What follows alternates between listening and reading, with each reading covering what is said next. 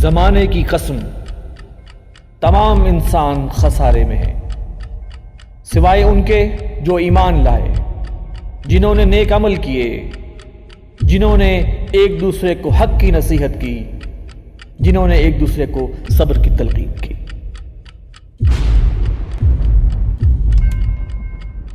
بسم اللہ الرحمن الرحیم۔ السلام علیکم ناظرین، میں ہوں وسیم احمد اور آپ دیکھ رہے ہیں تازہ ترین خبروں پر تبصروں اور تجزیوں کا پروگرام زمانہ گواہ۔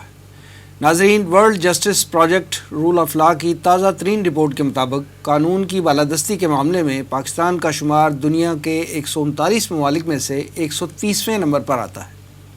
بنگلہ دیش، بھارت، سری لنکا، نیپال قانون کی حکمرانی میں پاکستان سے بہت بہتر کارکردگی دکھا رہے ہیں۔ جنوبی ایشیا میں صرف افغانستان پاکستان سے نیچے ہے۔ کچھ عرصہ قبل شائع ہونے والی ٹرانسپیرنسی انٹرنیشنل کی رپورٹ کے مطابق کرپشن انڈیکس پر بھی پاکستان 120 سے 124ویں نمبر پر پہنچ چکا ہے، لیکن پاکستانی عوام نہ تو قانون کی بالادستی کے معاملے میں اور نہ ہی کرپشن انڈیکس پر تنزلی سے اتنے پریشان ہیں جتنے دن دگنی رات چگنی بڑھتی ہوئی مہنگائی اور بے روزگاری سے پریشان ہیں۔ پاکستان تحریک انصاف نیا پاکستان اور ریاست مدینہ کی طرز پر پاکستان کو اسلامی فلاحی ریاست بنانے کے عزم کے ساتھ اقتدار میں آئی تھی، لیکن 3 سال کا عرصہ گزرنے کے بعد بھی حالات میں بہتری کی کوئی امید نظر نہیں آ رہی۔ پیٹرول، بجلی، آٹا، گھی، چینی اور دیگر اشیاء ضروریہ کی قیمتوں میں کمی تو بہت دور کی بات ہے، حکومت قیمتوں میں استحکام بھی نہیں لا پا رہی۔ وزیر اعظم صاحب مہنگائی کو کنٹرول کرنے کے لیے آئے روز اجلاس طلب کرتے ہیں، لیکن آج کی تاریخ تک یہ اجلاس نشستن، گفتن اور برخاستن سے آگے نہیں بڑھ پائے۔ حکومتی بیڈ گورننس کی وجہ سے عوام میں شدید اضطراب، مایوسی اور بددلی پائی جاتی ہے۔ ہم آج کے پروگرام میں پاکستان میں روز بروز بڑھتی ہوئی مہنگائی، اس کی وجوہات اور انٹرنیشنل مارکیٹ کے قیمتوں کے اتار چڑھاؤ کی وجہ سے پاکستانی معیشت پر پڑنے والے اثرات کا جائزہ لیں گے۔ میرے ساتھ تشریف فرما ہے جناب شاہد الحسن چٹھا صاحب، آپ سابق کمشنر ہیں FBR کے۔ ان کے ساتھ تشریف فرما ہیں تنظیم اسلامی کے ناظم مالیات ڈاکٹر عطاء الرحمن عارف صاحب، اور ان کے ساتھ تشریف فرما ہیں ریسرچ اسکالر جناب حسن صدیق صاحب، اور ٹیلی فون لائن پر کراچی سے ہمیں جوائن کریں گے معروف ماہر معاشیات ڈاکٹر شاہد حسن صدیقی صاحب۔ آئیے پروگرام کا آغاز کرتے ہیں۔ ڈاکٹر عطاء الرحمن صاحب، یہ فرمائیے کہ موجودہ دور حکومت میں پیٹرول اور بجلی سمیت بنیادی انسانی ضروریات کی تمام اشیاء کی قیمتوں میں ہوشربا اضافہ دیکھنے میں آیا ہے۔ اگر کہا جائے کہ پاکستان کی تاریخ میں اتنی افراط زر پہلے کبھی دیکھنے میں نہیں آئی تو یہ غلط نہ ہوگا، میرا خیال ہے۔ آپ کے نزدیک اس کی کیا وجوہات ہیں اور کیا اسے موجودہ حکومت کی ناکامی تصور نہیں کیا جانا چاہیے؟ جی، بسم اللہ الرحمن الرحیم، جزاک اللہ خیر۔ آپ نے صحیح فرمایا۔ اصل میں اس میں ایک بات میں یہ عرض کر دوں کہ ایک جو بات آپ نے فرمائی ہے کہ اتنا زیادہ نہیں دیکھا گیا، ایسے آئے ہیں سائیکل اس طرح کے آئے ہیں کہ افراط زر اس حد تک پہنچا ہے بلکہ اس سے زیادہ بھی رہا ہے۔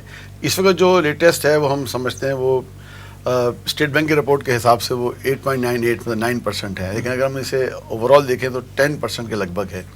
ایسا رہا ہے پاکستان میں۔ وہ جو عرصہ تھا جب ہم نے 2 لخت ہوئے تھے، اس کے بعد بھی کوئی 24.3% کے قریب گیا تھا، اور اس کے علاوہ بھی 2008 میں بھی جب ورلڈ انٹرنیشنل پریشر تھا، جب بھی یہ افراط زر اس سے اوپر گیا تھا۔ لیکن اس وقت صورتحال اور اب میں جو اصل فرق ہے وہ یہ ہے کہ جو کنٹرولنگ کی صلاحیت ہے ہماری، وہ دن بہ دن کم سے کم ہوتی چلی آ رہی ہے۔ عالمی مارکیٹ کا پریشر یقیناً ہے۔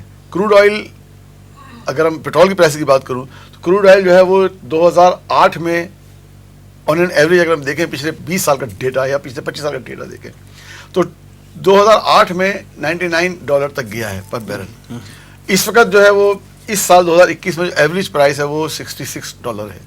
ہائیسٹ جو ہے وہ 82 تک گیا تھا، لیکن ایوریج پرائس جو ہے پورے سال کی جو ہے وہ ہمارے پاس اس وقت سے کم ہوئی، اس وقت سے کم ہے، یقیناً کم ہے۔ لیکن جو دوسرا پریشر ہے ہمارے پاس کہ ہمارا جو ڈالر ایکسچینج ریٹ ہے اس کی وجہ سے ہمیں بہت زیادہ اس پر بل پے کرنا پڑ رہا ہے، جس کی وجہ سے ہماری جو لوکل پرائسز ہیں وہ یقیناً اس وقت مارکیٹ میں یا اگر ہم ورلڈ ہسٹری دیکھیں وہ بہت زیادہ ہیں، یقیناً بہت زیادہ ہیں۔ اور ابھی جو انٹرنیشنل مارکیٹ ہے اس میں ایک تو دور تھا جو پیٹرو ڈالر کا دور کہلایا جاتا تھا، لیکن اس وقت جو یہ پیٹرو ڈالر اس سے کنٹرولنگ ہوتی ہے، آئل پرائسز کی. آئل پرائسز دنیا کو کنٹرول کرتے ہیں. لیکن دوسرا جو ہمارا مسئلہ ہے وہ ہے یہ کہ اس کی وجوہات حکومت کی ناکامی اس حوالے سے ہم کہہ سکتے ہیں کہ حکومت نے اس کو بر وقت اس کے لیے کوئی منصوبہ بندی نہیں کی یا یہ وہ کر نہیں سکے. اس کی وجہ انٹرنیشنل پریشر بھی ہے, ہماری حکومتوں کا عالمی اداروں پر انحصار بھی, آئی ایم اور ورلڈ بینک پر انحصار بھی ہے, اور پھر سب سے بڑا ایک جو معاملہ ہوا وہ یہ کہ مستقلاً جو تبدیلی آئی ہے, مطلب آپ جو پچھلے 3 سال کے عرصے میں ہم 5 وزراء خزانہ تبدیل ہوئے, گورنر اسٹیٹ بینک ہم نے امپورٹ کیا, تو یہ تمام جو چیزیں معاملات ہوئے ہیں اس کی وجہ سے امپیکٹ آیا کہ ہماری پالیسیز میں کنٹینیویشن نہیں ہے, کنسسٹنسی نہیں رہی, اور سیاسی حکومتوں کی جو توجہ ہے وہ معیشت سے زیادہ پولیٹیکل معاملات پر زیادہ رہی. پھر بہرحال ہمارے انٹرنل جو داخلی حالات ہیں اس نے بھی حکومت کو کمزور کرنے میں ایک رول پلے کیا ہے, داخلی حالات کی وجہ سے مستقلاً جو ہے, کیونکہ اس حکومت کا جو بنیادی بیانیہ تھا وہ تھا کرپشن کو کنٹرول کرنا. انہوں نے اس پر فوکس زیادہ کیا شروع کے پہلے 1.5 سال کے عرصے میں. اس فوکس کی وجہ سے جو معیشت کے حوالے سے جو درست فیصلے کرنے والا وقت تھا وہ ان سے نکل گیا, اور اب جو فیصلے ہو رہے ہیں وہ جلد بازی میں اور کنٹرول کرنے کے حوالے سے وہ فیصلے ہو رہے ہیں. اگر جمہوریت کے حوالے سے بات کروں یا پولیٹیکل حوالے سے بات کروں تو ملٹن فرائیڈمین کا ایک جو ہے وہ سیئنگ ہے, وہ میں آپ سے کہوں گا, if you put federal government in charge of Sahara desert in 5 years there would be a shortage of sand. مطلب فیڈرل گورنمنٹ کا یہ کام نہیں ہے کہ وہ ان چیزوں کو بہت گراس روٹ لیول پہ آگے کنٹرول کرے.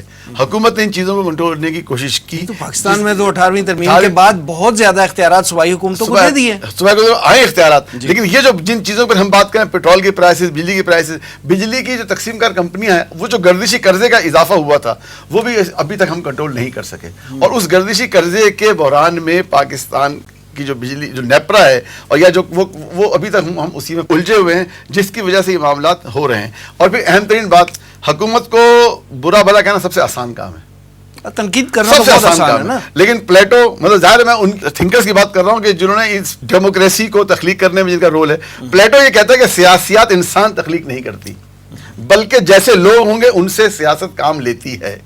تو یہ جو حکومت ہے یہ ہمارے اندر سے آئی ہے, اور ہم ہی لوگوں نے اس حکومت کو تشکیل دیا ہے. اعمالکم اموالکم, جیسے تمہارے اعمال ہوں گے ویسے تمہارے اعمال ہوں گے. تو میں سمجھتا ہوں اور اپنا کیا دھرا ہے, اپنا کیا دھرا ہے ہمارا, کیونکہ زیادہ تر وہ پلیٹو کہتا ہے زیادہ تر انسانوں کی فطرت دیوتاؤں کی نسبت حیوانوں سے زیادہ قریب ہوتی ہے. نظام کوئی بھی ہو, ان لوگوں کو ڈوبنا ہوتا ہے اور یہ لوگ اس میں ڈوب کر کہتے ہیں. جن کے ہاتھ ہم اپنی چیزیں دے دیں گے اس کے بعد مسئلہ ہمارا بگڑے گا. اور پھر حکومت کی اگر کمزوری کی آپ بات کرتے ہیں تو ظاہر ہے یہ ایک جماعتی حکومت نہیں ہے, بلکہ مختلف لوگوں کو جمع کر کے لوگوں کو خوش رکھنے کے لیے, اپنے ان کولیشن پارٹنرز کو خوش رکھنے کے لیے حکومت کو کچھ مشکل فیصلے کرنے میں رکاوٹ پیدا ہوئی, جس کے اثرات اس وقت ہمیں مہنگائی کی صورت میں نظر آ رہے ہیں. عطاء الرحمان صاحب, کراچی سے معروف ماہر معیشت ڈاکٹر شاہد حسن صدیقی صاحب ہمارے ساتھ لائن پہ ہیں. آئیے مہنگائی کے حوالے سے ان سے بھی بات کرتے ہیں. ڈاکٹر صاحب السلام علیکم. جناب وعلیکم السلام. ڈاکٹر صاحب یہ فرمائیے گا کہ پاکستانی عوام جو ہے وہ ملک میں بڑھتی ہوئی مہنگائی سے, جو کمر توڑ مہنگائی ہے, اس کے ہاتھوں بہت پریشان ہے, لیکن ہمارے وزیر اعظم صاحب اور وفاقی وزراء دوسرے ممالک کی پیٹرولیم پرائسز کا تقابلی جائزہ پیش کر کے عوام کو یہ باور کرانے کی کوشش کر رہے ہیں کہ پاکستان میں مہنگائی, پیٹرولیم پرائسز جو ہیں خطے کے دیگر ممالک سے بہت کم ہے. اس حوالے سے آپ کے پاس کیا حقائق ہیں؟ بہت شکریہ آپ کا. میں آپ سے عرض کر دوں کہ ابھی رپورٹ آئی ہے ایشین ڈیولپمنٹ بینک کی. جی, انہوں نے یہ کہا ہے کہ خطے میں سب سے زیادہ مہنگائی پاکستان میں ہے. ٹھیک ہے. اور ہمارے پاس بھی یہی اعداد و شمار ہیں. جی. اور یہ کہ جو ہماری معیشت کی شرح نمو ہے جی. وہ خطے کے بیشتر ملکوں کے مقابلے میں کم ہے. ٹھیک. یہ تو حقیقت ہے, اس کو تو ڈینائی نہیں کر سکتے, سیاسی بیانات الگ. دوسری بات یہ کہ جو کچھ پالیسیاں حکومت نے اپنائی ہیں, اسٹیٹ بینک نے اپنائی ہیں, اس کا منطقی نتیجہ یہی ہے کہ پاکستان میں غربت بڑھی ہے, بے روزگاری بڑھی ہے, مہنگائی بڑھی ہے, غریب اور امیر کا فرق بڑا ہے, اور عوام میں مایوسی اور بددلی پھیلی ہے. ٹھیک. یہ تو بالکل واضح ہے. خاص طور سے جو ہماری ٹیکسیشن کی پالیسی ہے وہ ایکسپلائٹیٹیو ہے, یعنی استحصالی ہے. حکومت نے جو یہ وعدہ کیا تھا پی ٹی آئی نے پہلے کہ اقتدار میں آنے کے 100 دن کے اندر हम इंसाफ पर मबनी टैक्सों की पॉलिसी नाफिज कर देंगे। FBR में रिफॉर्म्स करेंगे? नहीं, FBR तो रिफॉर्म तो हो जाएगा। मेन चीज तो ये है ना कि वो रिफॉर्म से तो बहस हो सकती है की कि नहीं की। बेसिक चीज ये है कि पहले आप कानून तो बनाए, वरना FBI क्या कर लेगा, FBR क्या कर लेगा। यानी हर किस्म की आमदनी पर टैक्स लगाएंगे, अगल पर मबनी मईशत को दस्तावेजी बनाएंगे, काले धन को सफेद होने से रोकेंगे और तवानाई के शोबे में इस्लाहत करेंगे कि गर्दिशी कर्जा पैदा ना हो जी। इन दोनों से पाकिस्तान में तरक्की हो सकती थी, महंगाई कम हो सकती थी। लेकिन इससे जो ताकतवर तबके हैं, टैक्स चोरी करने वाले, कौमी दौलत लूटने वाले, उनके मफादात मुतासर होते हैं। तो हुकूमत ने वो इन दोनों पर अमल करने की कोशिश ही नहीं की और ना करेंगे। तो नतीजतन ये हुआ कि इनडायरेक्ट टैक्सेस अवाम पर लगाए, बिजली, गैस और पेट्रोलियम के नर्ख बढ़ाए, बेतहाशा गैर मुल्की कर्जे लिए और हमारे महंगाई बढ़ती चली गई। लेकिन दूसरा जो सवाल का आपका हिस्सा है, पेट्रोलियम मसनूआत। देखिए, पहली चीज तो ये समझनी है कि अभी पेट्रोलियम मसनूआत और बिजली की कीमतों में मजीद इजाफा होना है और मुतअद्दिद बार होना है। उसकी बुनियादी वजह यह है कि हुकूमत की ये बात बिल्कुल गलत है कि पेट्रोलियम मसनूआत के जो नर्ख बढ़े हैं, उसकी वजह यह है कि आलमी मंडी में तेल की कीमतें बढ़ी हैं। ये बात सही है, लेकिन असल वजह ये नहीं है। सर, यही तो मैंने अर्ज किया था डॉक्टर साहब, यही तो मैंने अर्ज किया था कि हुकूमत की अराकीन जो हैं वो तो तकाबली जायजा पेश करके बता रहे हैं कि हमारे यहाँ प्राइसेस कम हैं। पहली बात तो मैं कह रहा हूँ अभी तो और बढ़ने हैं पेट्रोलियम की। जिस वक्त आप ये बात करते हैं कि दूसरे मुल्कों में पेट्रोलियम की कीमतें क्या हैं और हमारे यहाँ क्या हैं, तो फिर ये भी तो बताया ना कि उन मुल्कों में फीकस आमदनी कितनी है। ठीक, हमारे खत्ते में हमारी जो फीकस आमदनी है वो भारत से भी कम है, बांग्लादेश से भी कम है और दुनिया के 190 कंट्रीज में 161 मुल्कों में जो है वो फीकस आमदनी पाकिस्तान से ज्यादा है और हमारी कुव्वत खरीद गिर रही है, फीकस आमदनी गिर रही है। ये हकाइक है।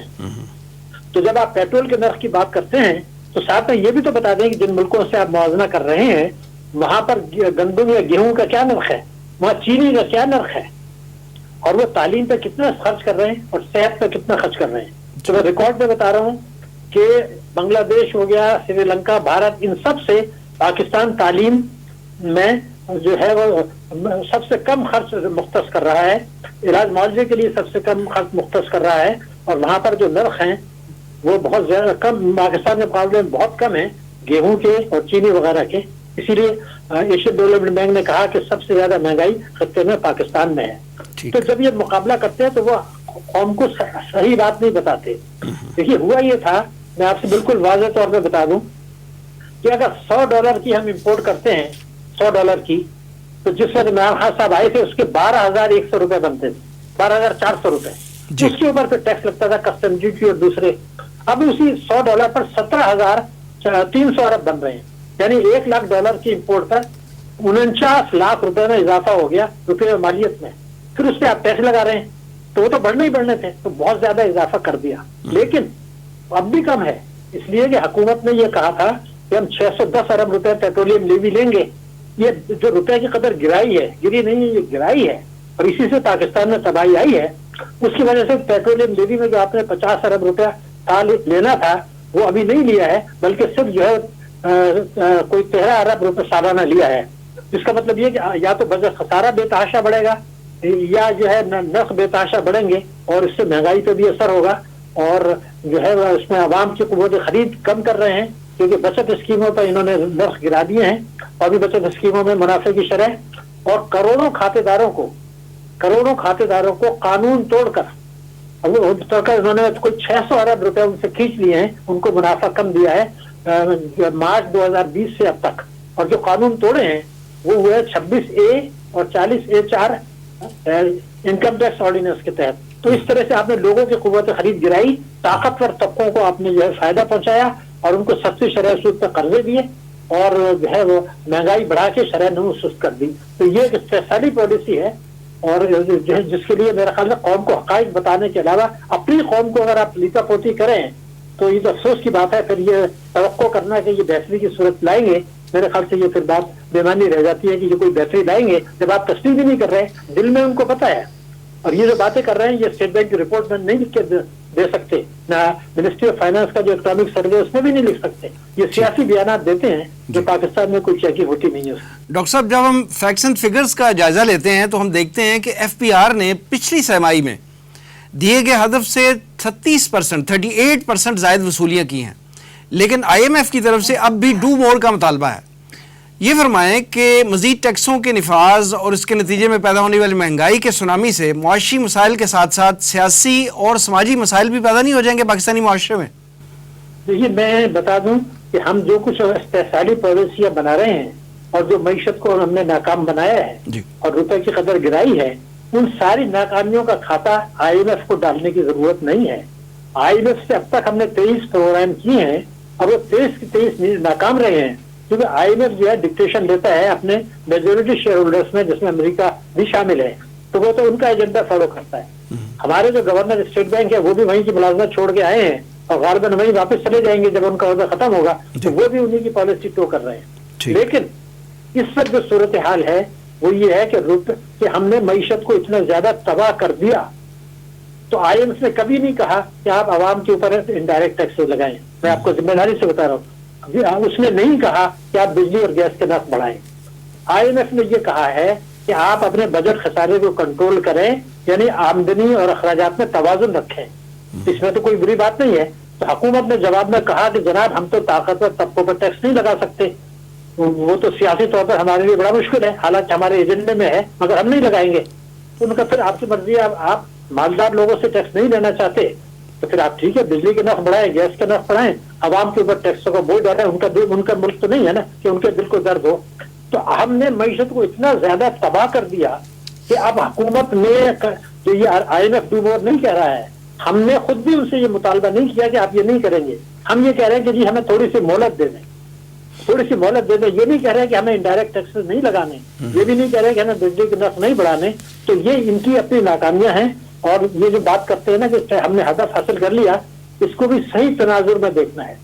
پچھلے سال آپ کو یاد ہوگا 30 جون پر عمران خان صاحب نے قوم کو مبارکباد دی کہ یہ ایف بی آر نے ہدف حاصل کر لیا, حالانکہ وہ غلط تھا. ہم نے تینوں برسوں میں اپنے ٹیکسوں کے اہداف حاصل نہیں کیے اور یہ دعویٰ جو تھا یہ غلط تھا. اور اہداف کے مقابلے میں 3 برسوں میں 2400 ارب روپیہ ٹیکسوں کی وصولی ہوئی تھی, کم ہوئی تھی اہداف کے مقابلے میں. یہ تو جھوٹا دعویٰ ہے.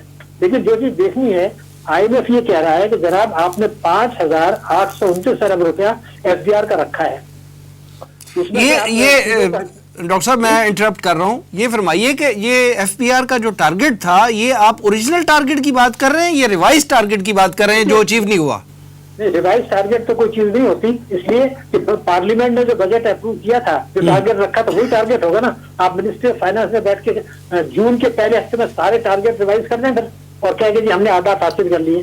ہدف وہ ہوتا ہے جو پارلیمنٹ سے آپ نے اپروو کرایا اور بجٹ پارلیمنٹ نے اپروو کیا, اس میں اگر کوئی تبدیلی لاتے ہیں تو پارلیمنٹ کر سکتی ہے, وزیر خزانہ تو نہیں کر سکتا نا.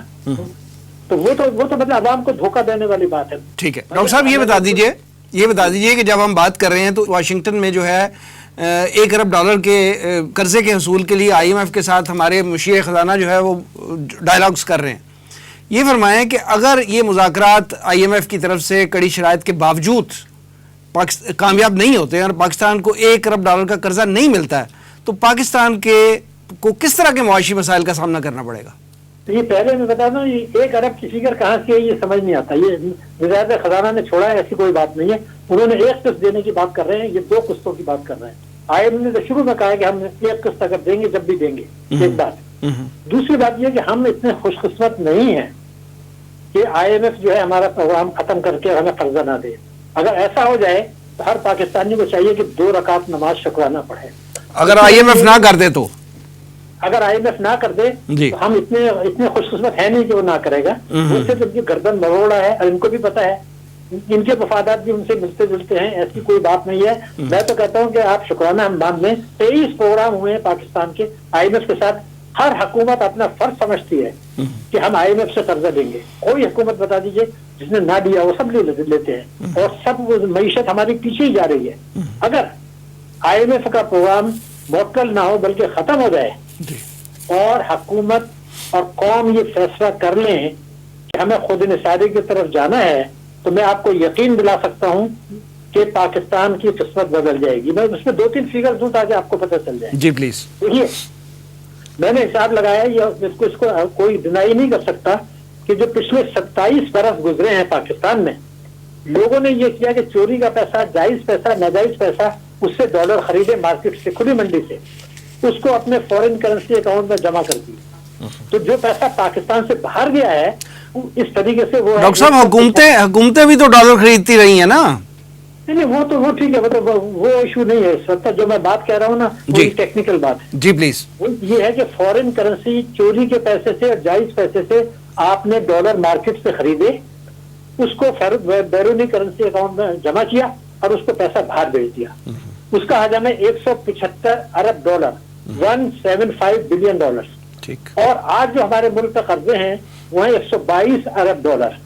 اس کا مطلب یہ ہے کہ اگر آپ یہ قانون بنا دیتے کہ اگر کسی کو بچے کی تعلیم کے لیے پیسہ بھیجنا ہے, خدا نہ خواستہ علاج معالجے کی ضرورت پڑی ضرور بھیجیں, اس کے علاوہ کوئی پیسہ آپ پاکستان سے باہر بھیج نہیں سکتے. ڈالر اگر آپ مارکیٹ سے خریدتے ہیں اپنی بیرون کرنسی میں جمع کرائیں یہاں تک تو ٹھیک ہے, وہ پیسہ باہر نہیں جائے گا.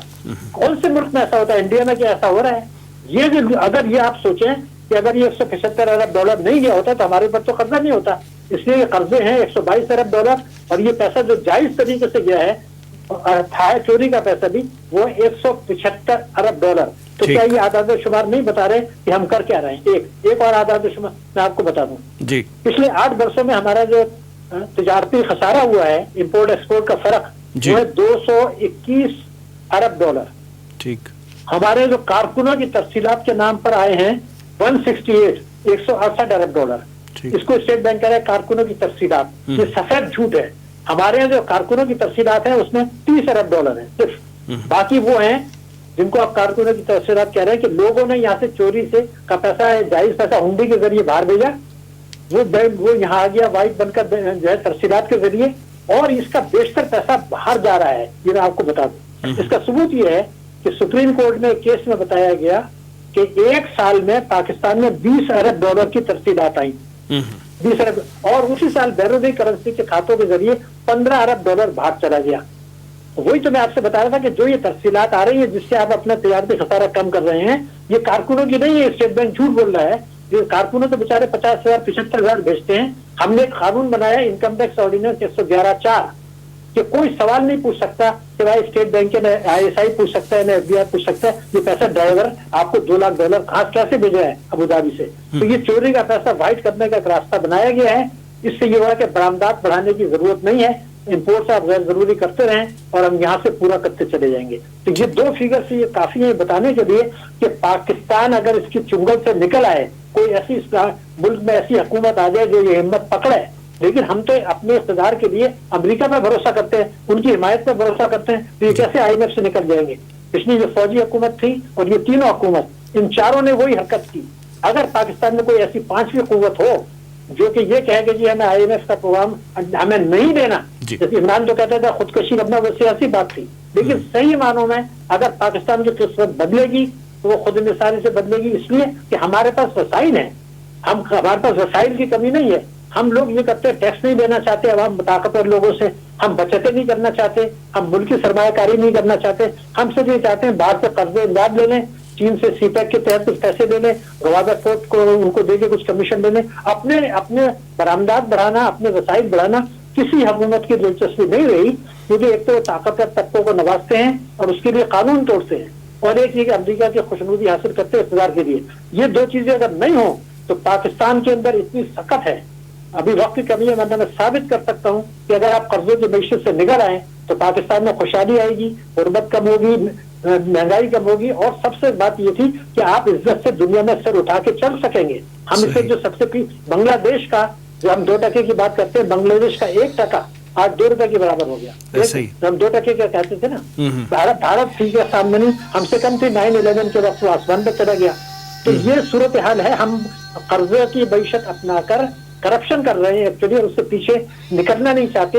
اور چونکہ ہمارا میڈیا جو الیکٹرانک ہے اس کے ریڈار پر معیشت نہیں ہے, اس کے ریڈار پر سیاسی افراتفری ہے, तो आवाम को ये बातें पता नहीं चल रही, तो आवाम की तरफ से मुजाहिमत भी नहीं हो रही, और इस तरह से हम हुक्मरान ऐश कर रहे हैं, और अमेरिका की जो न्यू ग्रेड गेम है उसके तहत पाकिस्तान के गिर्द घेरा तंग हो रहा है, और हम अपने आवाम को मायूसी के दलदल में हमने फंसा दिया है, और वो मायूस इतने हो चुके हैं कि अब वो सिवाय इसके कि घर में झगड़ा करें, बीवी बच्चों को मारपीट करें, बच्चों को मारें, नफ्सियाती मसाइल का शिकार हो जाएं, वो सही मानों में एक अच्छे शहरी की हैसियत से अपना फर्ज पूरा नहीं कर रहे, बल्कि मायूस और बददिल होकर पीछे बैठ हो गए हैं, और ये बड़ी खतरनाक सूरत हाल है। डॉक्टर साहब, हमें वक्त देने का बहुत बहुत शुक्रिया।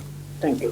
शाहदुल हसन ठट्टा साहब, ये फरमाइए कि एक आम तासुर अवाम में ये पाया जाता है कि हुकूमत की नाकाम मुआशी पॉलिसियों की वजह से पाकिस्तान जो है वो मईशत की बंद गली में चला गया, लेकिन हम देखते हैं कि FPR जो है उसका जो सालाना बजट है वो ना सिर्फ पूरा हो रहा है बल्कि एक्सीड हो रहा है।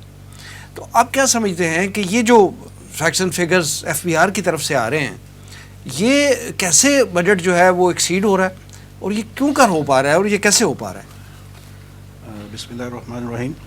आपने बड़ा अच्छा सवाल किया है कि जब हम मुआशरे में देखते हैं तो मुआशी हालात लोगों के ख़राब हो रहे हैं, लेकिन जब हम FBR के रिज़ल्ट्स देखते हैं, ख़ास करके जो पिछला साल 30 जून 2021 को कंप्लीट हुआ, तो उसमें गवर्नमेंट ने ये ऐलान किया कि जी हमने बजट पूरा कर लिया है, बल्कि एक्सीड किया है। अगरचे ये जो बात है इसको थोड़ा सा देखने की ज़रूरत है कि जो ओरिजिनल बजट था वो 4,963 बिलियन था, जिसको आखिरी लम्हात में जाके रिड्यूस किया गया, 4,690 पे किया गया, और अल्टीमेटली जो अचीव हुआ वो 4,774 बिलियन रुपीज़ था। तो उस तरह अगरचे रेवेन्यू जो ओरिजिनल था वो तो अचीव ना हुआ, लेकिन बहरहाल रिवाइज जो है वो अचीव कर लिया गया था। लेकिन अब ये बात कि जी जो मुआशी हालात हैं वो मुल्क के इतने अच्छे नहीं हैं, इसके बावजूद ये इतना बड़ा रेवेन्यू जो है जो 4 ट्रिलियन फर्स्ट टाइम FPR ने एक्सीड किया था, तो ये कैसे मुमकिन हुआ? तो इसमें जो इनडायरेक्ट टैक्सेशन है इसका बहुत ज़्यादा रोल है। इसके अंदर जो इम्पोर्ट्स आ रही हैं और जो POL है, बाकी चीज़ें जो आम लोग इस्तेमाल करते हैं। सर, हमारे नाजरीन के लिए रहनुमाई के लिए ज़रा डायरेक्ट और इनडायरेक्ट टैक्सेस की भी थोड़ी सी डिटेल अगर आप बता दें तो बात वाज़ेह हो जाए। जी, मैं अर्ज़ करता हूँ कि डायरेक्ट टैक्सेस जो है ना, इनकम टैक्स को डायरेक्ट टैक्स कहा जाता है। यानी ये वो टैक्स है जो किसी भी शख्स की सालाना आमदनी के ऊपर लिया जाता है सर। जबकि सेल्स टैक्स, जब भी कोई शख्स बाज़ार में चीज़ ख़रीदने जाएगा तो उसको उसके ऊपर 17% टैक्स देना पड़ेगा। अब ये जो सेल्स टैक्स है या जो कस्टम्स ड्यूटी या फेडरल एक्साइज ड्यूटी लगी होती है चीज़ों के मैन्युफैक्चरिंग के ऊपर, ये सारे के सारे इनडायरेक्ट टैक्सेस हैं। तो अगर हम अपने बजट का जो पिछले साल अचीव हुआ उसका तज्जिया करें तो उसमें 1726 बिलियन के करीब जो है वो direct tax, income tax achieve हुआ था। इससे ज़्यादा अमाउंट जो है वो 1980 बिलियन के करीब जो है वो सेल्स टैक्स है, इनडायरेक्ट टैक्स है, और इसी तरह फेडरल एक्साइज है और कस्टम्स ड्यूटी भी है। तो ये सारे टैक्सेस मिल के तो बजट तो एक्सीड हो गया। और उसमें आप बता रहे थे कि ज़्यादा इम्पोर्ट्स का वो है। जी, उसमें जो सबसे ज़्यादा पार्ट है वो इम्पोर्ट्स का है सर। तो अब इम्पोर्ट्स एक ऐसी चीज़ें हैं कि जो लोग चूँकि बाहर की चीज़ें इस्तेमाल करते हैं, कुछ चीज़ें तो मजबूरी है, मिसाल के तौर पे ऑयल है तो वो तो यूज़ करना ही करना है, या कुछ मशीनरी है जो यूज़ करनी है, लेकिन बहुत सारी ऐसी तायुशात की चीज़ें थीं कि जो अगर हम रोक दें तो वो इंपोर्ट का बिल कम हो सकता है, और उसमें बिला वजह जो इन्फ्लेशन बढ़ती है या चीज़ों की कीमतें बढ़ती हैं वो कम हो सकती थी। बहरहाल जहाँ तक आपने टैक्स की बात की तो वो FBR जो गवर्नमेंट की पॉलिसी थी उसके मुताबिक तो FBR ने पिछले साल अपना बजट जो रिवाइज था वो अचीव कर लिया था, बल्कि एक्सीड किया। लेकिन इन सब का जो इम्पैक्ट है वो आम लोगों के ऊपर तो बहरहाल एडवर्स ही आ रहा है, चूँकि जो इन्फ्लेशन है वो बढ़ रही है और आम लोगों की जो कुव्वत ख़रीद है वो कम हो रही है। अच्छा, आपने ये जो डायरेक्ट और इनडायरेक्ट टैक्स की बात की है तो हम डायरेक्ट टैक्स के हवाले से बात कर लेते हैं, बैक टू बैक आपसे ही क्वेश्चन। वजह ये है कि डायरेक्ट टैक्स जो है, इनकम टैक्स जो है, जो एक बिजनेसमैन है वो बिज़नेस कर रहा है, उससे इनकम हासिल कर रहा है और इनकम टैक्स उस पर लगता है। आप क्या समझते हैं कि जो फिगर आपने बताई है ये फिगर जो है एक ग्रो करने वाली इकोनॉमी या एक अच्छी इकोनॉमी के लिए हौसला अफजा चीज़ है? यकीनन जदीद दौर में जो टैक्सेशन है इसके अंदर जो डायरेक्ट टैक्स है ये जितना कंपोनेंट बढ़ेगा उतना स्टेट के लिए और लोगों के लिए अच्छा होगा, क्योंकि جو ڈائریکٹ ٹیکس ہے وہ جوں آمدن بڑھتی ہے تو اس کا ریٹ بھی بڑھتا ہے. ایگزیکٹلی. جبکہ جو انڈائریکٹ ٹیکسیشن ہے وہ تو ایک عام آدمی ریڑھی والا اور کامن پرسن جو ہے وہ بھی اتنا ہی ٹیکس دے رہا ہوتا ہے جتنا بہت ایک امیر آدمی دے رہا ہوتا ہے. تو اس لیے اس کا جو کمپوننٹ ہے فیڈرل بجٹ کے اندر اور ٹیکس کلیکشن کے اندر وہ تو انکم ٹیکس کا ہونا چاہیے, بڑھنا چاہیے, جو کہ بڑھ تو رہا ہے, لیکن اس کا جو پروپورشن ہے وہ انڈائریکٹ ٹیکس سے جو کہ سیلز ٹیکس, کسٹمز اور فیڈرل ایکسائز ہے اس سے بڑھنا چاہیے. یہ یقیناً ایسا ہی ہے, کیونکہ اس سے ہوگا یہ کہ جس کی آمدن زیادہ ہے وہ اتنا زیادہ ٹیکس دے گا اور جس کی آمدن کم ہے وہ ٹیکس کم دے گا, یا اگر 4 لاکھ سے بھی کم ہے تو وہ ٹیکس بالکل نہیں دے گا. آپ اس ٹرینڈ کو حوصلہ افزا قرار نہیں دے رہے؟ میں اس ٹرینڈ کو کہ جس میں بیس جو ہے وہ انڈائریکٹ ٹیکسز پہ ہو یا ود ہولڈنگ ٹیکسز کے اوپر ہو, وہ اس کو میں ریکمینڈ نہیں کرتا, کیونکہ اس سے تو عام لوگوں کے اوپر دباؤ بہت زیادہ بڑھ جاتا ہے کہ ان کی قوت خرید بہت زیادہ کم ہو جاتی ہے. حسن صدیق صاحب یہ فرمائیے کہ کرونا جو ہے ایک بہت میجر رول ادا کر رہا ہے ہماری معیشتوں کے حوالے سے, کہ اس میں بہت زیادہ پرابلمز آ رہی ہیں. آپ یہ فرمائیں کہ کرونا کی وجہ سے دنیا بھر کی معیشتیں اور خاص طور پہ پاکستانی معیشت کو کتنا نقصان ہوا؟ بسم اللہ الرحمن الرحیم.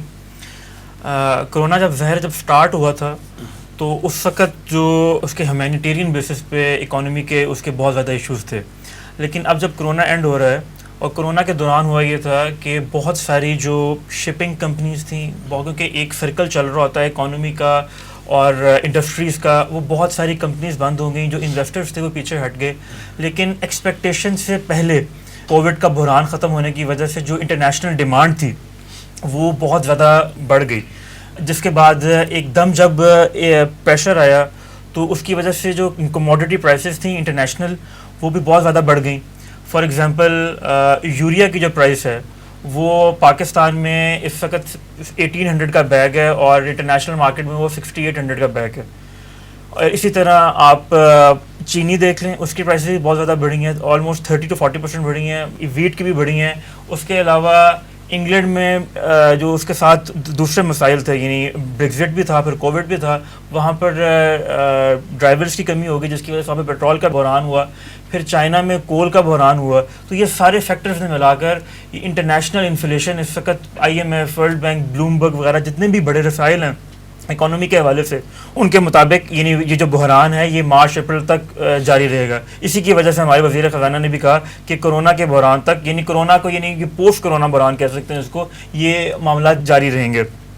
پاکستان کا جو معاملہ ہے اس میں اکانومسٹ کی خبر تھی, اکانومسٹ کی بلکہ ریسرچ رپورٹ تھی کہ پاکستان 3rd نمبر پہ سب سے اچھا پاکستان نے اس کو کنٹرول کیا ہے overall crisis after Hong Kong اور نیوزی لینڈ.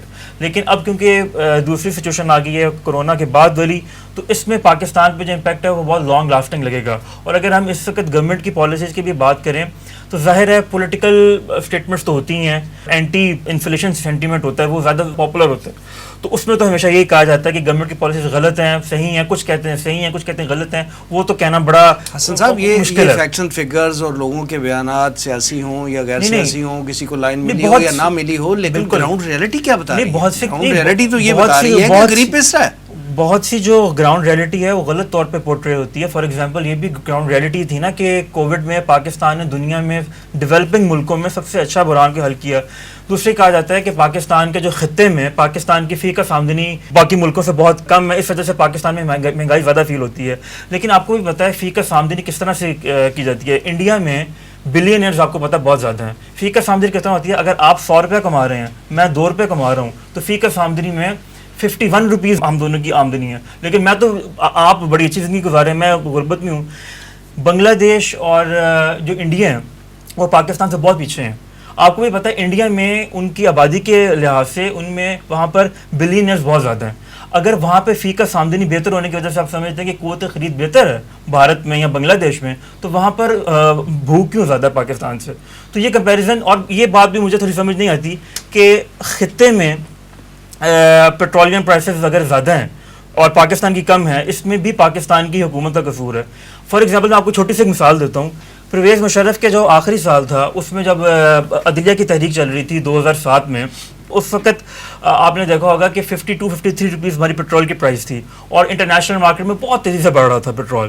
اور مشرف نے اپنے پولیٹیکل فائدے کے لیے وہ نہیں بڑھایا. اس کا پھر کیا نتیجہ نکلا؟ ہمارا کرنٹ اکاؤنٹ ڈیفیسٹ ریکارڈ ہو گیا 2008 میں. اس کے بعد جس طرح عطاء الرحمان صاحب نے کہا کہ انٹرنیشنل پریشر تھا, انٹرنیشنل اکانومی نیچے جا رہی تھی, اس کی وجہ سے انفلیشن جی تو 25% پہ گئی.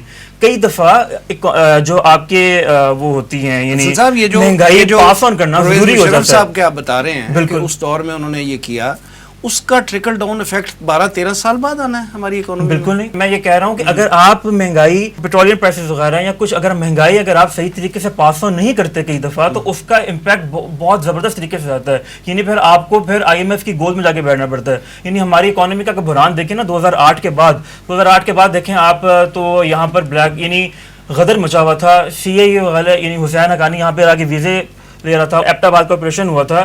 آپ اکانومی کو کبھی آئسولیشن میں دیکھ ہی نہیں سکتے. اگر آپ نے اکانومی کو آئسولیشن میں دیکھنا ہے تو پاکستان کے پاس بہت سارے حل ہیں. پاکستان ایبسلیوٹلی ناٹ نہ کہے, پاکستان ڈرون اٹیکس کی اجازت دے دے, پاکستان اسرائیل کو تسلیم کر لے, تو ہمارے کل کو اکانومی کے سارے حل ہو جائیں گے. تو دونوں کو ہم نے بیلنس کر کے دیکھنا ہوتا ہے. یہ جو باتیں آپ 2-3 شرائط بتا رہے ہیں مشرف دور میں قبول کی ہوئی تھی. اس وقت پاکستان کے کیا دودھ اور شہد کی نہریں بہ رہی تھی, اس وقت بھی پاکستان میں غریب کے حالات یہی تھے. GDP گروتھ بہت زیادہ بڑھا تھا اس میں. اب اس کا رب کا کمپیریزن کریں تو اس سے مشرف کے فوراً بعد بھی اور مشرف کے دور سے پہلے بھی پاکستان IMF کے ہاتھوں ہی جو ہے وہ ذلیل ہو رہا تھا, بالکل اس کے بعد بھی ہو رہا ہے. لیکن تو پاکستان کے حالات تو نہیں بدلے, لیکن کنٹینیوٹی اس گورنمنٹ کو لیجیٹیمیسی تھوڑے عرصے کے لیے مل گئی نا, 2-4 سال کے لیے, کہ اس نے اکانومی کے حالات بہتر کر دیے. یعنی وہ فار دی ٹائم بینگ بالکل بریتھنگ سپیس مل گئی. میرے کہنے کا صرف مقصد یہ ہے, میں اپنی بات کو ان شارٹ یہ کر دوں کہ اس حکومت کی جو میرے نظر میں جو مین غلطیاں ہیں, پالیسی کی غلطیاں جو ہیں وہ دونوں طرف کی جاتی ہیں. کچھ لوگ کہتے ہیں اگر یہ پالیسی کر لیتے تو بہتر تھا, یہ کر لیتے. یہ ایک نا سبجیکٹو ڈیسیژن ہوتا ہے آپ کا. یعنی آپ کہتے ہیں کہ یہ پالیسی غلط ہے, یہ صحیح ہے. حکومت کی جو سیاسی نعرے تھے پہلے وہ بہت بری طرح ناکام ہوئے ہیں. یعنی وہ انہوں نے انتخابی نعرے اس طرح سے لگائے کہ وہ کل آئیں گے اور 100 دنوں میں اکانومی بہتر ہو جائے گی. وہ بہت بری طرح ناکام ہے, وہ نہیں کرنا چاہیے تھا, اور یہ وتیرہ ہمیشہ سے ہماری سیاسی جماعتوں کا رہا ہے. دوسرا, حکومت نے کہاں غلطی کی؟ جیسا کہ حکومت شروع میں کہتی تھی کہ ہم IMF کے پاس نہیں جائیں گے. یعنی اسد عمر آئے, انہوں نے 7-8 مہینے بہت زیادہ کوشش کی کہ ہم IMF کے پاس نہ جائیں, لیکن الٹیمیٹلی ان کو جانا پڑا کیونکہ ان کے پاس کی آلٹرنیٹ سولوشن نہیں تھا. جو ان پہ تنقید کرتے تھے وہ بھی یہ کہتے تھے IMF کے پاس جائیں. نون لیگ بھی کہتی تھی یہ جلدی کیوں نہیں گئے. جو اکانومسٹ ان پہ تنقید کرتے تھے وہ بھی کہتے تھے کیوں نہیں جاتے. اب تو حکومت خود مان رہی ہے نا کہ ہم لیٹ گئے. بالکل یہ کہہ رہا ہوں. تو حکومت کو ایک سٹانس لینا چاہیے تھا. فار ایگزامپل میں آپ کو ایک ایگزامپل دیتا ہوں. 1974 میں پاکستان میں تاریخ میں سب سے زیادہ ہوئی انفلیشن ریٹ گیا 38%.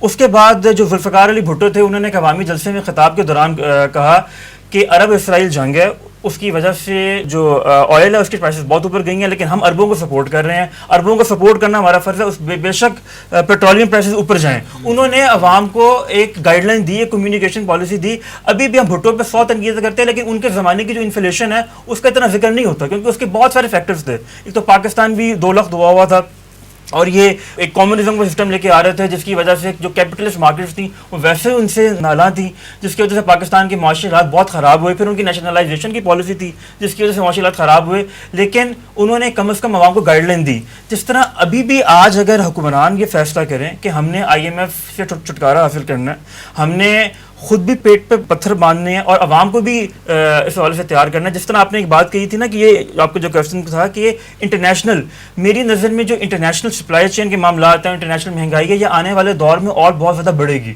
اس کے لیے حکومت کا یہ فرض ہوگا کہ ایک تو وہ جتنی ان کے حد تک جتنی اچھی پالیسی بنا سکتے ہیں وہ بنائیں.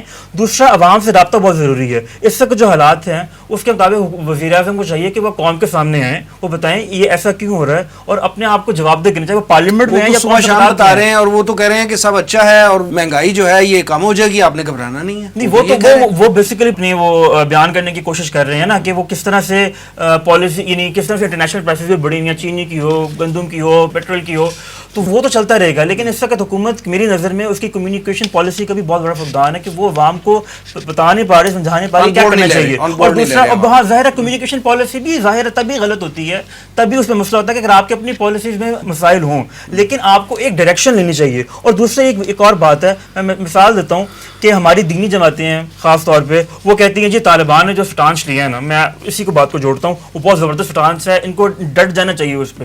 لیکن پاکستان کے معاملے میں ان کی پالیسی بالکل الٹا, یہ پاکستان میں مر گئے, لٹ گئے, برباد ہو گئے, ہماری حکومت نے ایبسلیوٹلی ناٹ کہا یا کچھ کہا, تو ان کو چاہیے تھا ایک سٹانس لیں, یہ سٹانس لیں کہ حکومت کی فارن پالیسی بالکل ٹھیک ہے, معاشی مسائل جتنی مرضی ہو جائے, مہنگائی جتنی مرضی ہو جائے, ہم نے اپنی غیرت اور اہمیت کا سودا نہیں کرنا. یا تو وہ یہ سٹانس لیں یا وہ یہ سٹانس لیں کہ آپ کی معاشی پالیسیاں بالکل ٹھیک ہونی چاہیے, باقی اگر آپ فارن پالیسی کی کمپرومائز کرتے ہیں تو کر لیں, کوئی بات نہیں. اسی طرح پولیٹیکل پارٹیز ہیں, ان کو تو وتیرہ راہ ہی شروع حسن بھائی بات یہ ہے کہ یہ جو ایشو ہے یہ تو بڑا طویل بحث طلب بات ہے کہ یہ ہمیں بھی وہی سٹانس لینا چاہیے جو طالبان نے لیا ہے یا نہیں, یہ تو لمبی بحث ہو جائے گی.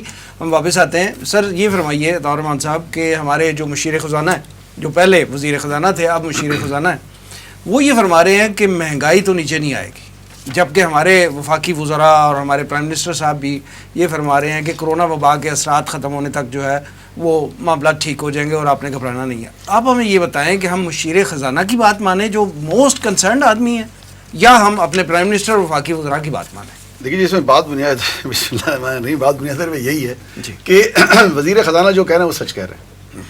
وہ مہنگائی کم نہیں, وہ اکنامی کو سمجھتے ہیں, وہ انٹرنلی تمام معاملات کو دیکھ رہے ہیں, اور انہیں آئی ایم ایف کے ساتھ اس وقت وہ مذاکرات میں ہیں. بالکل.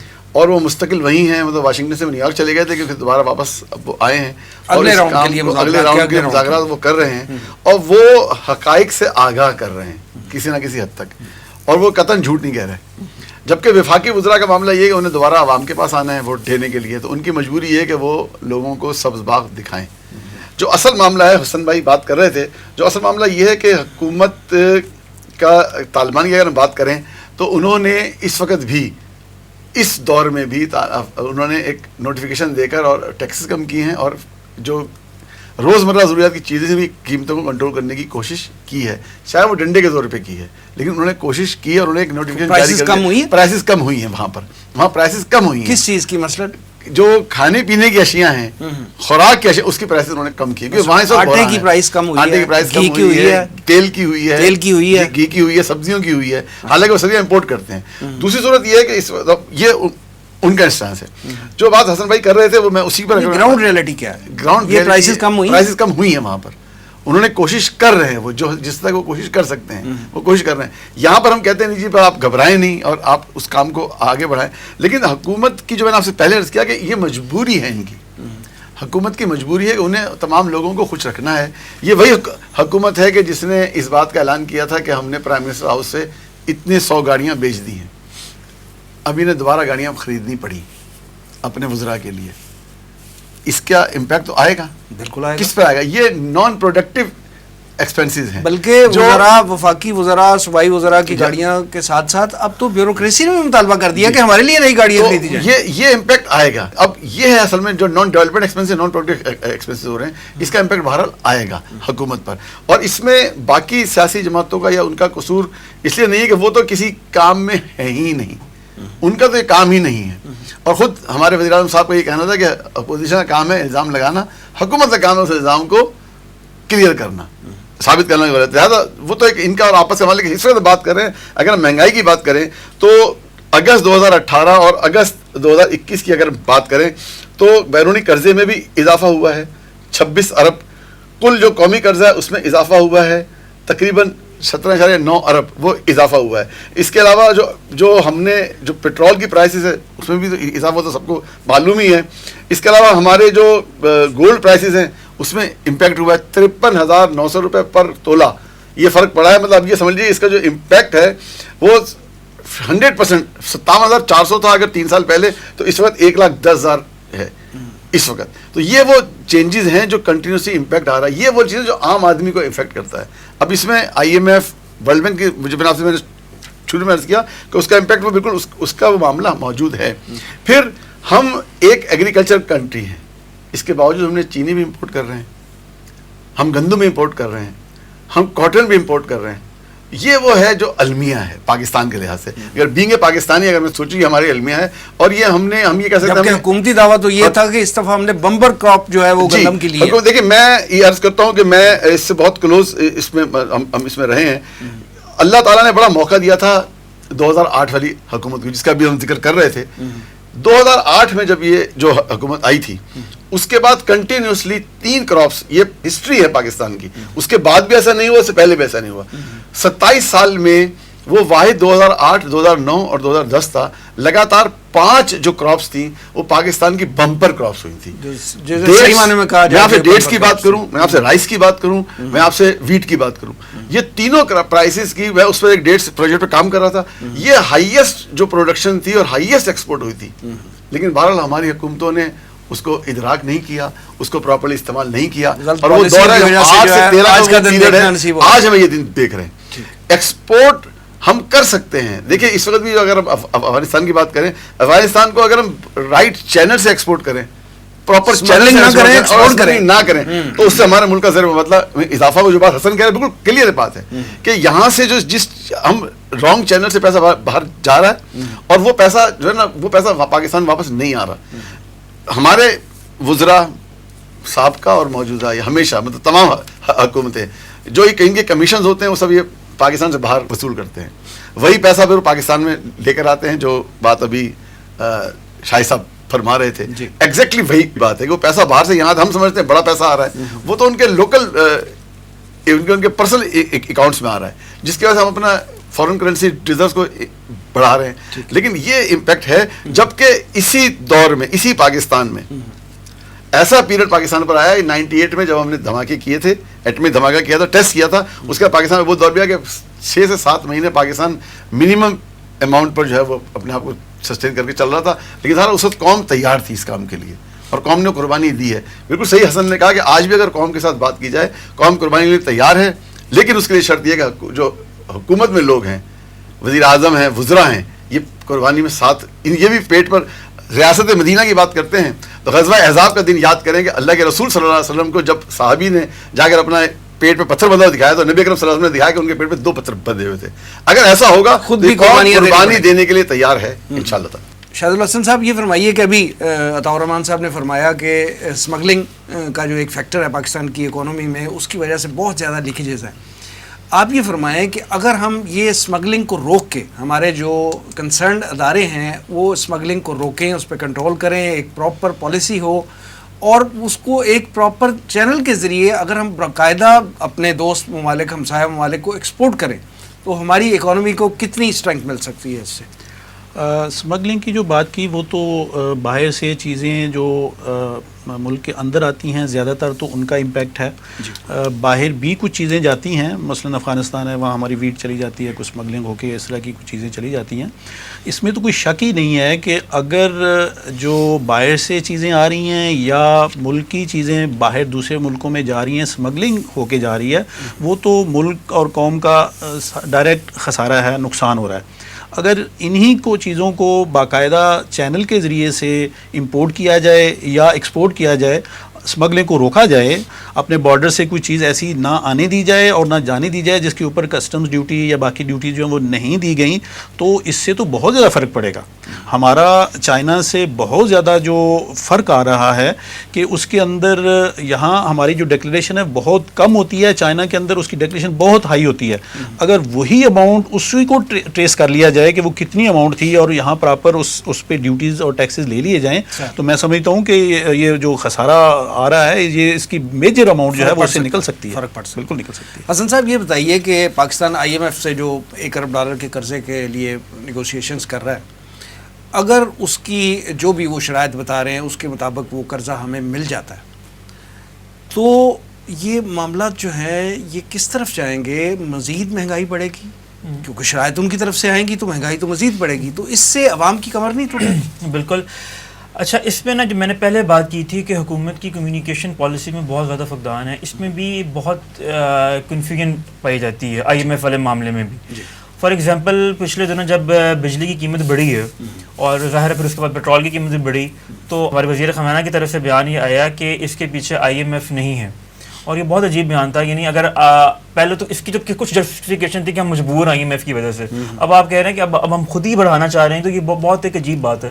دوسرا، اگر آپ کو یاد ہو جب یہ وزیر خزانہ آئے تھے شوکت ترین صاحب، اور وہ اس کانٹیکسٹ میں آئے تھے کہ کہ جی جو پچھلے ہمارے وزیر خزانہ تھے عبدالحفیظ شیخ صاحب، وہ بہت IMF کے کلوز تھے، ان کی شرائط منوانے میں بہت آگے تھے. شوکت ترین صاحب جب آئے اور انہوں نے جب ملاقاتیں شروع میں کی تو انہوں نے بہت یعنی دھڑلے سے یہ بات کہی کہ دیکھیے جی IMF کو ہم سمجھا لیں گے، IMF کو ہم یہ بتائیں گے، IMF کو ہم یہ کہیں گے، شرائط منوا لیں گے. اب یہاں پر ابھی تک IMF کے جو مذاکرات ہیں اس کا کوئی رزلٹ سامنے تو نہیں آیا، لیکن ابھی تک ظاہر یہ کہا جا رہا ہے کہ IMF کی بہت کڑی شرائط ہیں، اور ہمیں بھی پتہ ہے کہ ان کی جو شرائط ہوتی ہیں وہ سیاسی بنیادوں پہ ہوتی ہیں، اس کی کوئی اس میں بیسس نہیں ہوتی ہے، بالکل عام ٹویسٹنگ ہوتی ہے. وہ فیٹ آف کا معاملہ اور دوسرا معاملہ ہو، اس میں اب گورنمنٹ کو چاہیے کہ وہ انشور کرے کہ کیونکہ اب گورنمنٹ آگے الیکشن ایئر میں جانے والی ہے، تو اب گورنمنٹ کو بھی ہوگا کہ ہم آخری بجٹ جو بنائیں وہ ہم پرو IMF نہ بنائیں اور عوام کے حق میں بنائیں. اس میں گورنمنٹ کی جو ایکسپرٹیز ہیں وہ بہت کام آئیں گی. لیکن میں آپ کو بتاؤں کہ IMF کہے نہ کہے، ہمارے جو اکانومسٹ ہیں وہ بھی یہ بات کہتے ہیں کہ ہمارا اپنا بھی جو سرکولر ڈیٹ ہے وہ 2,500 ارب ڈالر پہ پہنچا ہوا ہے. اس کی وجہ سے اور کیپیسٹی چارجز کے ایشوز ہیں، پھر ہمارے گیس کے ایشوز ہیں، LNG انٹرنیشنل مارکیٹ میں بہت زیادہ مہنگی ہو رہی ہے اور گیس شارٹیج کا بھی معاملہ ہے، اور گورنمنٹ کہہ رہی ہے کہ LNG کی جو پرائس تو ہم ٹرانسفر ہی نہیں کر رہے، اس وجہ سے اب ہم گیس آگے نئے کنیکشنز بھی نہیں دے سکتے. تو IMF کہے نہ کہے آگے آنے والے ٹائم میں مشکلات بہت زیادہ آ رہی ہیں، اور اس کا ایک ہی حل ہے کہ گورنمنٹ اوپن مائنڈڈ پالیسی کے تحت کچھ فیصلے کرے، اور اگر اس میں کچھ مشکل فیصلے بھی کرنے پڑتے ہیں تو اس میں اس طرح کرے کہ جو ہمارا نچلا طبقہ ہے اس کو کسی نہ کسی طرح ٹارگیٹڈ ریلیف دے، اور اوپن کمیونیکیشن کے حکومت کے ساتھ ہو، احتساب کے لیے پیش کرے. اور اگر کہیں پہ مشکلات عوام کو سہنی بھی پڑتی ہیں تو ایگزامپل سیٹ کرنے کے لیے جو وزراء ہیں، ہماری بیوروکریسی ہے اور حکمران ہیں، پرائم منسٹر ہیں، وہ خود بھی اپنا جو جس معیار زندگی گزار رہے ہیں اس سے ایک لیول نیچے ہیں، تاکہ عوام کو میسج جائے کہ اگر قوم کو مشکل ہے تو ہمارے لیے مشکل ہے تو حکمران بھی مشکل میں. بالکل. تو اگر یہ ہوگا تو پھر عوام بھی خوشی ہو سکتا ہے کہ وہ اس مشکل کو قبول کرنے کے لیے تیار ہو. اس لیے IMF میری نظر میں کہے نہ کہے جو آگے آنے والے ٹائم میں گورنمنٹ کے خود اپنی منسٹرز کے بیانات ہیں ان سے واضح ہو رہا ہے کہ مشکلات آنی ہے، کیونکہ جو ایک پہاڑ کھڑے ہوئے ہیں اس کے سرکولر ڈیٹ کے اور انرجی کے ایشوز کے، پھر انٹرنیشنل انفلیشن کے، اس کو یعنی ڈیل کرنے کے لیے آگے گورنمنٹ کو بڑی ٹف ڈیسیژنز بھی لینے پڑیں گے، اور ان کی انٹیلیجنس بھی کام آئے گی. اگر وہ اسمارٹلی اس کو پلے کرتے ہیں تو وہ ہو سکتا ہے کہ وہ اس کو کاؤنٹر کرنے میں بھی کامیاب ہو جائیں. شاہد الحسن صاحب، آپ سے سوال یہ ہے کہ ہم نے ابھی جب بات کر رہے تھے ڈائریکٹ اور انڈائریکٹ ٹیکسز کی، تو آپ نے فرمایا کہ انڈائریکٹ ٹیکسز جو ہیں اس میں جس میں سیلز ٹیکس ہے، فیڈرل ایکسائز ڈیوٹی ہے، یہ جب ہم دیکھتے ہیں تو انڈائریکٹ ٹیکسز کی ریشو پاکستان میں جو ہے یہ بہت زیادہ ہے. یعنی ایک جھونپڑی والا بھی جو ہے، جھونپڑی میں رہنے والا بھی جب وہ ماچس یا صابن کی ٹکیاں خریدنے جاتا ہے تو وہ بھی سیلز ٹیکس اس کو دینا پڑتا ہے. تو جب ہم دیکھتے ہیں کہ ایک معاشرے کا ہر فرد انڈائریکٹ ٹیکسز دے رہا ہے، تو پھر ہمارا محکمہ، ہماری حکومت، ہمارے کنسرن جو وزراء ہیں وہ ہر وقت فائلر اور نان فائلر کے چکر میں کیوں رکھتے ہیں کہ جی اتنی پبلک ہے اور اتنے جناب صرف فائلرز ہیں تو کیسے ہم پورا کریں. تو یعنی انڈائریکٹ ٹیکسز تو دے رہی ہے عوام، ہر سطح پہ دے رہی ہے، تو یہ اس طرح کا ویویلا کیوں کیا جاتا ہے؟ آپ کی بات بالکل درست ہے کہ اس وقت جو بجٹ کے کانسٹیٹیوئنٹس ہیں اس میں انڈائریکٹ ٹیکس جو ہے وہ تقریباً 3,000 بلین روپیز ہے، جبکہ ڈائریکٹ ٹیکس جو ہے وہ 1724 بلین ہے. اب یہ ایک اچھی اور بیلنسڈ اکانومی کے انڈیکیٹرز نہیں ہیں، ٹھیک، کیونکہ اس سے مہنگائی بڑھتی ہے. جب بھی انڈائریکٹ ٹیکس زیادہ ہوگا تو اس سے مہنگائی بڑھے گی. جو فائلر اور نان فائلر کا جو واویلا کی بات ہم نے کی ہے، وہ واویلا نہیں کہنا چاہیے بلکہ وہ تو ہماری ضرورت ہے. کہ فائلر کا مطلب ہے کہ جو انکم ٹیکس کی ریٹرنز فائل کرتے ہیں، ٹھیک، وہ جتنے زیادہ لوگ ہوں گے ہمارے ملک کے اندر اتنا ڈائریکٹ ٹیکس کا جو پارٹ ہے وہ بڑھے گا. فائلر تو ہونا چاہیے کیونکہ ہماری جو اکانومی ہے اس کے جی ڈی پی کا کوئی 9% کے قریب ہماری ٹیکس اکٹھا ہو رہا ہے، جبکہ جو اچھی اکانومیز ہیں وہ ڈبل ڈیجٹس میں 15+ جو ہے tax to G D P ratio جو ہے وہ ہونی چاہیے. تو وہ معاشرہ جو ہے وہ اسٹیٹ جو ہے وہ اچھا کام کرے گی. ہمارا جو ہے وہ اس وقت 9 کے اراؤنڈ ہم جو ہے ہماری tax to G D P ratio ہے. اس کو بڑھانے کے لیے ہمیں اپنے ڈاکومنٹیشن کی طرف تو جانا ہی پڑے گا. یعنی جو بھی شخص کاروبار کرے اور اس کی آمدن جو ہے وہ قابل ٹیکس ہو، یعنی 4 لاکھ سے زیادہ پر ایئر ہو، تو اس کے لیے فائلر ہونا لازم ہے. اس کو لازمی اپنا جو ٹیکس گوشوارہ جمع کرانا چاہیے، اور اس کے ساتھ اٹیچڈ بہت سارے فائدے بھی ہیں. اور جب ہم کبھی چونکہ یہ ورلڈ بینک IMF کا بہت سارا معاملہ ہوتا ہے اور جب بھی اور ہمیں لینا تو پڑنا ہی ہے جو لونز تو لینے ہی لینے ہیں لیتے ہی رہے ہیں اور گزارا ہی نہیں ہے ہمارا. تو جب بھی ہم ان باڈیز کے پاس جاتے ہیں تو وہ ہمیں کہتے ہیں کہ جی آپ کی تو اپنی ٹیکسیشن سسٹم ہی ٹھیک نہیں ہے, آپ نے تو اپنے فائلرز ہی نہیں بڑھا رہے, آپ کی جو ٹیکس نیٹ پہ اویلیبل لوگ ہیں ان کا تیسرا حصہ جو ہے وہ ان کی فائلنگ ہو رہی ہے. تو ایک تو وہ مسئلہ ہے. دوسرے نمبر پہ ہمیں اپنے جو ڈائریکٹ ٹیکس ہے انکم ٹیکس اس کو بڑھانا ہے, یہ لازم ہے ہمارے اوپر. اگر ہم اس کو نہیں بڑھائیں گے تو یہ انفلیشن اور اس طرح کے جو مسائل ہیں نا یہ بڑھتے رہیں گے. فائلنگ جو ہے وہ اس کو کرنا چاہیے. ڈاکومنٹیشن جو ہے یہ اس پہ ہماری گورنمنٹ کا سب سے زیادہ زور ہونا چاہیے کہ ہم نے جتنے بھی اب ملک کے اندر بزنسز ہو رہے ہیں ان سب کی ڈاکومنٹیشن کرنی ہے اور ان کو فائلر بنانا ہے. ہم نے ان کو ٹیکس نیٹ میں لانا ہے تاکہ ایک بیلنسڈ معاشرہ ہم قائم کر سکیں, اور یہ بہت ضروری ہے. جب تک ہم یہ نہیں کر پائیں گے ہمارے یہ مسائل جو ہیں یہ کم نہیں ہوں گے. جی اس میں ایک چیز اور ایڈ کرنا چاہوں گا, وہ یہ کہ جو یہ GST کی بات آپ کری, جنرل سیلز ٹیکس کی آپ نے بات کی, اس میں جب ہم بزنس مین سے بات کرتے ہیں, مطلب مجھے اب اس ایگزیکٹلی وہ یاد نہیں کہ کسی ایک بزنس میں جو پروسیس انڈسٹری کی بات کریں, ٹیکسٹائل میں 4 پروسیس ہوتے ہیں. اب وہ اگر ان چاروں میں سے وہ 3 افراد یا 2 افراد وہ ڈاکومنٹیشن نہیں کر رہے, وہ فائلر نہیں ہیں اور وہ فائلر اور GST میں رجسٹرڈ نہیں ہیں, تو اب یہ جو ان کا جو امپیکٹ ہے یہ الٹیمیٹلی جو مہنگائی کا امپیکٹ ہے یہ کامن مین پر آتا ہے. اور وہ جو ٹیکس ہے وہ 17% ٹیکس پے کر رہا ہے جس کا اس کو ریبیٹ نہیں مل رہا, ان پٹ وہ کہیں شو نہیں کر رہا اور اپنی آؤٹ پٹ کے اندر صرف دکھا رہا ہے. تو یہاں پر کیا ہوگا, وہ اپنی پرائس ہائی کر دے گا اور پھر وہ نیکسٹ پرسن اس میں 17% مزید ہائی کر دے گا. جبکہ دوسری طرف اگر ہم بات کریں کہ اگر وہ چاروں پروسیس میں وہ چاروں اپنا ان پٹ بھی شو کریں اور آؤٹ پٹ بھی شو کریں تو یہ جو امپیکٹ ہے 17% جو ملٹیپلائی ہو رہا ہے 4 دفعہ 51% تک تو جا ہی رہا ہے. کم سے کم حکومت جو ڈاکومنٹیشن کی بات کرتی ہے وہ بہت امپورٹنٹ ہے, بہت ضروری ہے.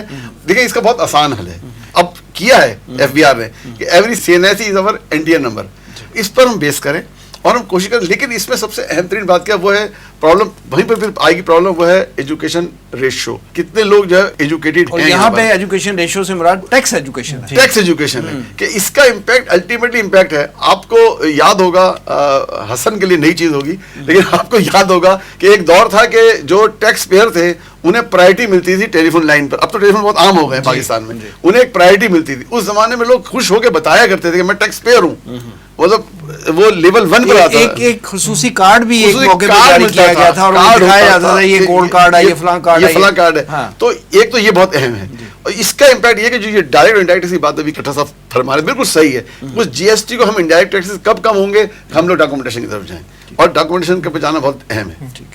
میں یہ کہنا چاہوں گا کہ ٹیکس کے والے سے انڈائریکٹ ٹیکسز کی بات ہو رہی تھی کہ جو ہمارا GST 17% ہے یہ بھی بہت زیادہ ہے. ہمارے جو پچھلے چیئرمین FBR آئے تھے شبر زیدی, انہوں نے کہا تھا کہ میرا ایک مشن ہے کہ میں اس کو ریڈیوس کروں. اس سے کیا فائدہ ہوگا, اس سے جب ریڈیوس ہوگا تو نیچرلی جن کے بزنس ماڈل ہی خراب ہو گیا ہے کہ وہ اس لیے ٹیکس چوری کرتے ہیں کہ 17% ہے, تو وہ جو چوری ہے وہ ختم ہو جائے گی اور پھر ہم اس کو آئرن ہینڈلی یوز بھی کر سکتے ہیں. دوسری بات یہ کہ گورنمنٹ جو کوشش کر رہی ہے ٹریک اینڈ ٹریس سسٹم لگانے کی اور جو POS مشینز انسٹال کرنے کی, اس پر بہت ساری جگہوں پہ تاجروں کی طرف سے بھی رکاوٹیں آ رہی ہیں, اور اس کو میرے خیال سے اس میں ضرور کوئی نہ کوئی لوپ ہولز ہوں گے, لیکن اس کو سپورٹ کرنا چاہیے ہماری پبلک کو بھی, ہماری تاجر کمیونٹی کو بھی. اور اس کے اگینسٹ ایک چیز ضرور ہونی چاہیے کہ تاجروں کو جو ٹیکس پے کر رہا ہے اس کو اتنا ریوارڈ ملے, اس کو صحت کی اور تعلیم کی سہولیات ملیں, اس کو محسوس ہو کہ جو میں ٹیکس دے رہا ہوں وہ میرے پہ لگ بھی رہا ہے.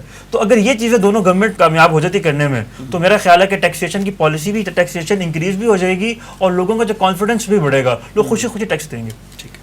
طورمان صاحب یہ فرمائیے کہ ہم دیکھتے ہیں کہ پاکستانی عوام نے پیپلز پارٹی, مسلم لیگ نون, اس کے دونوں کے جو مختلف ان کو ٹرنیور ملے اپنی اقتدار کے, اس سے تنگ آ کے عمران خان کو نجات دہندہ سمجھ کے جو ہے اس کو ووٹ دیا تھا اور اقتدار سونپا تھا اسے.